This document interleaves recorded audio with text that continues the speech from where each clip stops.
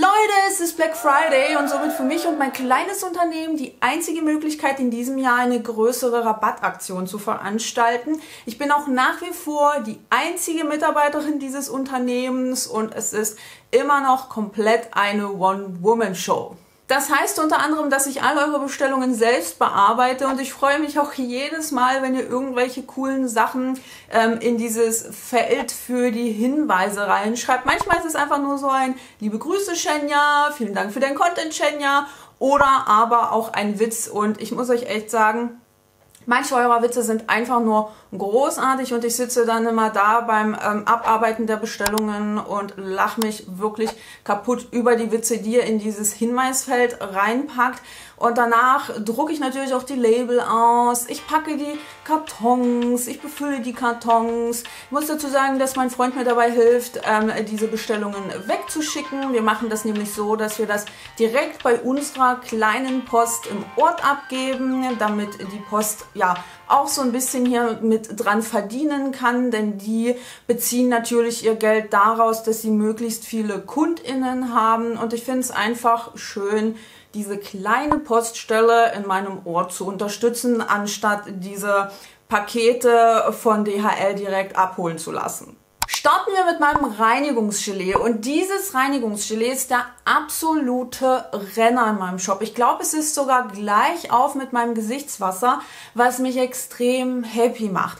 Natürlich mag ich jedes einzelne meiner Produkte, weil da wahnsinnig viel Arbeit drin steckt. Nicht nur Recherchearbeit, was die Rohstoffe angeht, sondern auch das Ausprobieren der Rohstoffe, die Rezepturentwicklung, die Bemusterung, die Muster an Leute rausschicken, dann dieses Feedback auswerten, die Verpackung aussuchen, das Produkt mit der Verpackung testen, das Etikett gestalten. Da gehört einfach so viel dazu und deswegen ist auch jedes einzelne Produkt auch wie so eine Art Baby für mich.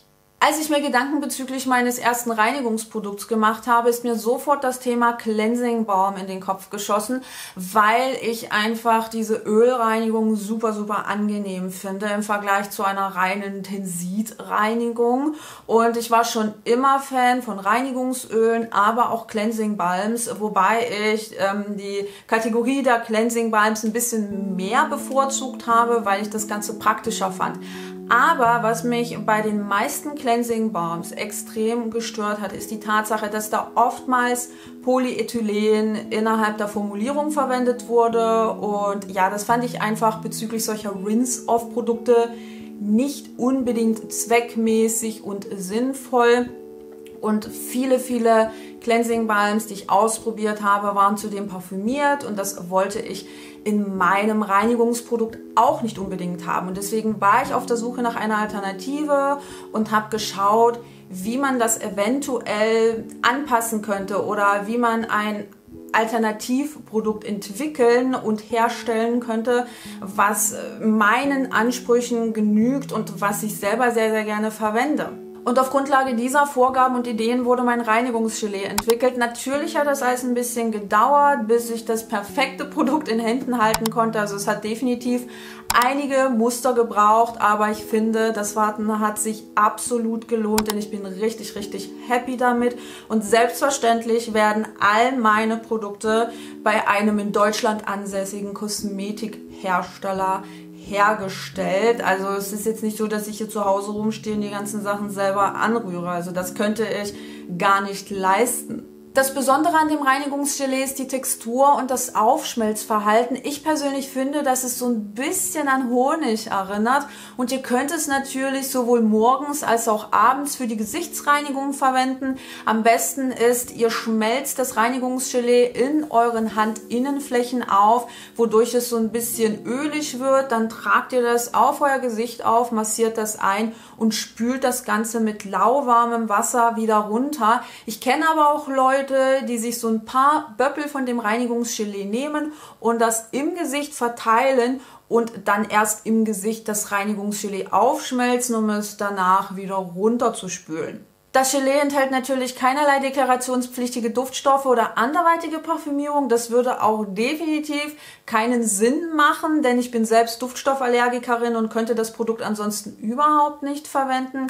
Also falls ihr auch duftempfindlich sein solltet, dann könnt ihr definitiv mal einen Blick drauf werfen. Dann machen wir mal weiter mit meinem eigenen Gesichtswasser und immer wenn ich es in Händen halte, werden Erinnerungen wach, weil ich das ja alles mittlerweile schon seit Jahren mache und auch bereits seit Jahren Kosmetik anrühre, Rohstoffe ausprobiere und mein eigenes Gesichtswasser war mitunter das erste Produkt, das ich jemals angerührt habe, weil ich vor Jahren auf der Suche war nach einem Toner bzw. einem Gesichtswasser, welches Niacinamid enthält, welches Panthenol enthält und wo keine Parfümierung bzw. keine deklarationspflichtigen Duftstoffe enthalten sind. Und es war damals so wahnsinnig schwer, ein Produkt zu finden, was all diese Kriterien erfüllt. Und seitdem ist mir mein Gesichtswasser einfach dermaßen wichtig und deshalb musste es selbstverständlich in meine Skincare-Linie mit rein und ich liebe es einfach abgöttisch, weil ich auch diesen Sprühkopf so großartig finde. Das hatte ich auch damals bei meinem eigenen Gesichtswasser gemacht, dass ich eben so eine Braunglasflasche gekauft habe und so einen Sprühkopf draufgeschraubt habe. Und ich sage euch, das hat mich einfach nur happy gemacht, weil es dermaßen angenehm ist, dieses Gesichtswasser aufzutragen. Es ist so schön, wie sich das Ganze auf der Haut verteilt. Es ist immer ein Stück Wellness für mich und weckt einfach wunderschöne Erinnerungen bei mir an die damalige Zeit. Hier ist 4% Niacinamid enthalten. Das kann beruhigend auf die Haut wirken, es kann barrierestärkend sein, feuchtigkeitsbindend sein und dann haben wir auch beruhigendes Panthenol drin, wir haben beruhigendes Ectoin enthalten und das Ganze, wie gesagt, ohne deklarationspflichtige Duftstoffe. Das könnt ihr selbstverständlich auch morgens und abends verwenden. Ich persönlich nutze es so ein bisschen als Unterlage unter anderen Produkten, das heißt, ich sprühe mich damit nach der Reinigung ein. Und darüber kommen dann die nächsten Produkte. Das kann auch seine Vorteile haben, dass die Haut vorher so ein bisschen angefeuchtet ist, weil sich viele Produkte auf angefeuchtete Haut so ein bisschen besser verteilen lassen. Leute, die Vitamin C Creme hat mich all meine Nerven gekostet. Ihr könnt euch nicht vorstellen, wie lange die Entwicklung dieser Creme im Vergleich zu den anderen Produkten gedauert hat. Ihr könnt mir ja gerne in die Kommentare schreiben, was ihr denkt, wie lange an dieser Vitamin C Creme gearbeitet wurde. Ich verrate es euch am Ende des Videos, aber ich muss sagen, ich bin so happy damit. Auch wenn es so lange gedauert hat, dieses Produkt entwickeln zu lassen, muss ich sagen, dass ich einfach der Meinung bin, dass man sich die Zeit nehmen muss, bis man zumindest selbst das Produkt richtig gut findet und es selbst sehr gerne benutzt. Natürlich habe ich danach, als mir das Muster zugesagt hat, jenes Muster an andere Leute geschickt, damit sie das testen können. Aber ich musste selbstverständlich so lange warten, so lange rumprobieren, bis mir ein Muster zugesagt hat und bis ich gesagt habe, das ist es. Ich hatte schon Probleme mit meinem Kosmetikhersteller, was die Rohstoffe angeht, weil ich unbedingt 10% Ascobyl-Tetraisopalmitat drin haben wollte. Das ist ein Vitamin C-Derivat und der Grund für das Beifügen dieses Vitamin C-Derivats liegt einfach darin, dass ich immer Probleme mit Ascorbinsäure hatte. Ascorbinsäure ist die reine Form des Vitamin Cs und da ist einfach das Problem, dass die Ascorbinsäure einen relativ sauren pH-Wert benötigt und dass man eine gewisse Konzentration an Ascorbinsäure braucht, damit eine gewisse Wirksamkeit vorhanden ist. Und ich hatte immer Probleme mit Produkten, die Ascorbinsäure enthalten, weil mir diese Produkte meistens zu sauer waren, wodurch meine Haut stark gereizt wurde. Und deswegen war es mir wichtig, bei dieser Creme ein Derivat zu benutzen, welches als hautverträglicher gilt. Und das heißt, dass man jenen Rohstoff auch in einer gewissen Konzentration einsetzen muss. Und es war damals gar nicht so einfach, an diesen Rohstoff zu bekommen. Und deswegen hat es mich wirklich all meine Nerven gekostet, diese Creme entwickeln zu lassen. Und natürlich ist auch hier Niacinamid enthalten, 5% Niacinamid, das ist ja einer meiner liebsten Inhaltsstoffe. Es ist auch ein bisschen barrierestärkendes Ceramid NP drin, wie gesagt auch alles ohne deklarationspflichtige Duftstoffe, ohne anderweitige Parfümierung.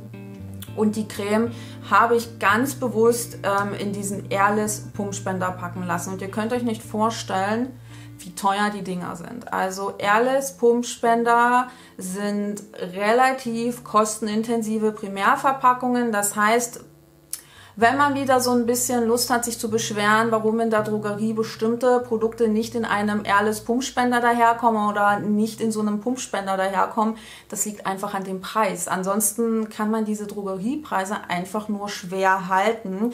Ich habe mich aber ganz bewusst für diesen Airless Pumpspender entschieden, weil ich bei der alten Verpackung der Vitamin C Creme festgestellt habe, dass immer ja so ein bisschen Produkt vorne an der Öffnung hängen bleibt. Und es war mir wichtig, das zu verbessern, weil ihr mir auch Feedback dazu gegeben habt. Und deswegen habe ich mich dann im Endeffekt umentschieden und den Airless Pumpspender genommen, weil ihr dadurch hier vorne so einen kleinen Böppelverschluss habt, der nach hinten geschoben wird, sobald ihr die Creme pumpt. Das heißt, immer wenn ihr nicht mehr pumpt und die Creme zu ist immer so eine kleine Tür vor der Öffnung, wodurch die Creme geschützt ist, wodurch da nichts antrocknen kann und wodurch eben auch weniger Luft an das Produkt kommt. Was die Verwendung betrifft, könnt ihr die Creme natürlich morgens und abends benutzen, je nachdem, womit ihr euch wohler fühlt. Und auch das Finish geht eher in die Satin-Richtung. Das ist zumindest das Feedback, das ich von anderen Leuten bekommen habe und auch ein Eindruck, den ich selber von der Creme habe. Ich benutze sie natürlich nach wie vor sehr, sehr gerne, vor allem jetzt im Herbst und Winter. Das heißt, nachdem ihr die Creme aufgetragen habt, erzeugt sie kein öliges Finish, aber auch kein krass mattes Finish. Sprich, das ist ja etwas dazwischen. Beim Bakuchiol Booster muss ich euch natürlich auch eine Geschichte erzählen, denn ich habe Bakuchiol durch ein Revolution Produkt entdeckt. Aber mir persönlich hat die Formulierung nicht so hundertprozentig zugesagt, obwohl ich festgestellt habe, dass dieses Produkt einen richtig positiven Effekt auf meine Haut hatte. Also die Haut war sehr, sehr viel ruhiger. Ich hatte weniger mit Entzündungen zu kämpfen. Daraufhin habe ich mir Bakuchiol als Rohstoff bestellt und das Ganze mit Neutralöl angerührt, sprich das war jetzt nicht die Formulierung, die ihr in diesem Booster vorfinden könnt, aber ich wollte einfach zunächst einmal schauen, welchen Einfluss dieser Mix auf meine Haut haben könnte, weil es kann ja auch sein, dass einfach das Produkt von Revolution einen positiven Effekt auf meine Haut hatte und ich musste feststellen, dass diese Ölmischung sich sehr, sehr positiv auf meine Haut ausgewirkt hat. Ich habe sie natürlich pur aufgetragen auf angefeuchteter Haut oder habe sie mit Basic Cremes gemischt oder Basic Seren und habe einfach festgestellt, dass Bakuchiol als Inhaltsstoff richtig, richtig gut für mich funktioniert. Und genau deshalb ist die Idee entstanden, diesen Bakuchiol Booster entwickeln und produzieren zu lassen. Natürlich habt ihr hier 1% Bakuchiol enthalten. Das ist eine großartige Konzentration, um gewisse Effekte zu erzielen. Das Ganze auf Neutralölbasis. Dann ist auch noch Q10 enthalten, welches antioxidativ wirken kann. Das ist auch ein hauteigener Bestandteil, der im Alter so ein bisschen abnimmt. Dann ist auch noch Astaxanthin drin. Das ist ein Stoff, der aus Algen gewonnen wird und der eben auch antioxidativ wirken kann. Und das ist übrigens auch der Grund, warum der Bakuchiol Booster so eine leicht orangene Färbung hat. Das liegt einfach an der Kombi aus dem Astaxanthin und dem Q10, denn das Q10 ist eher gelb und das Astaxanthin ist so rot-orange. Und wenn man gelb und